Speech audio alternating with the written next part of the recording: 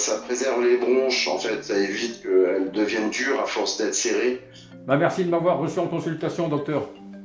Je vous en prie, monsieur Manera, c'était avec plaisir, et puis je vous dis à la prochaine, portez-vous bien. Ça doit être la 5e ou 6e fois que je fais de la téléconsultation avec le docteur Kern. C'est un avantage de pouvoir faire de la téléconsultation et ne pas se déplacer directement aux urgences à Verdun pour engorger les urgences quand il s'agit d'un petit bobo, comme on dit. La particularité du cabinet de téléconsultation qu'on vient de fonder à Souilly avec Imeuse Santé, c'est d'avoir été validé par la commission paritaire régionale. Cette validation va nous permettre de consulter ici des patients partout en Meuse, tout en respectant le parcours de soins, et donc le patient sera remboursé de sa consultation. On est 5 infirmiers et infirmières à faire des téléconsultations. On a surtout pensé aux patients qui n'avaient plus de médecin et qui avaient vraiment besoin d'en voir. Donc on s'est dit pourquoi pas, et puis on s'est lancé dans cette aventure.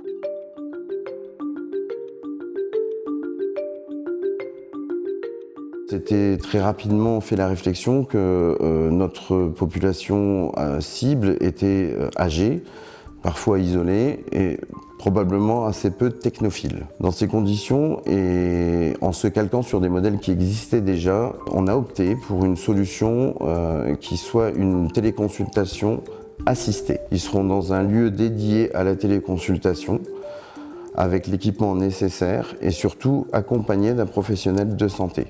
L'avantage, c'est que s'il y a un problème, il nous envoie directement chez le spécialiste. Et le docteur Kern m'a vu, me connaît et je connais le médecin. Donc la relation est excellente entre patient et médecin.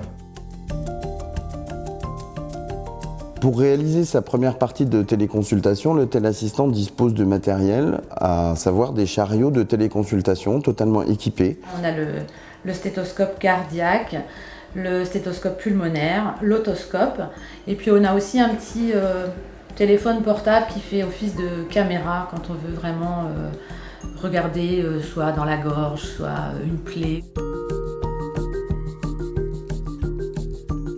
Dans le projet Imeuse, il était au premier plan de respecter le code de déontologie. De ce fait, on a construit une solution qui garantissait vis-à-vis de nos confrères de ne pas interférer avec leur exercice habituel. Au contraire, le projet est de les intégrer à chaque étape du déploiement d'un point de téléconsultation pour, le cas échéant, s'ils le veulent, pouvoir bénéficier du matériel pour en faire profiter leurs patients. À aucun moment, il n'est question d'aller voler la patientèle d'un médecin installé.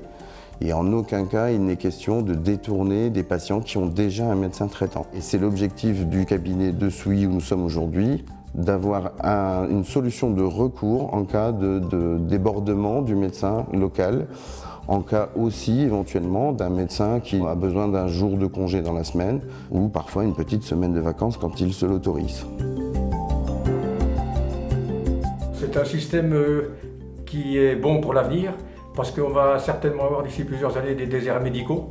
Donc la téléconsultation, c'est l'avenir pour la médecine. L'apport d'Imeuse Santé dans ce projet a été fondamental dans la mesure où on peut facilement comprendre que si je peux monter un cabinet de téléconsultation, il m'était impossible de faire le tour du département pour aller poser au fur et à mesure des points de téléconsultation. Et effectivement, Imeuse Santé a permis au projet d'avoir des gens, des personnels dédiés à faire ce travail qui est long, qui est un travail de fourmi, mais qui est nécessaire si on veut respecter la déontologie, le droit et puis l'image de la médecine dans un département rural.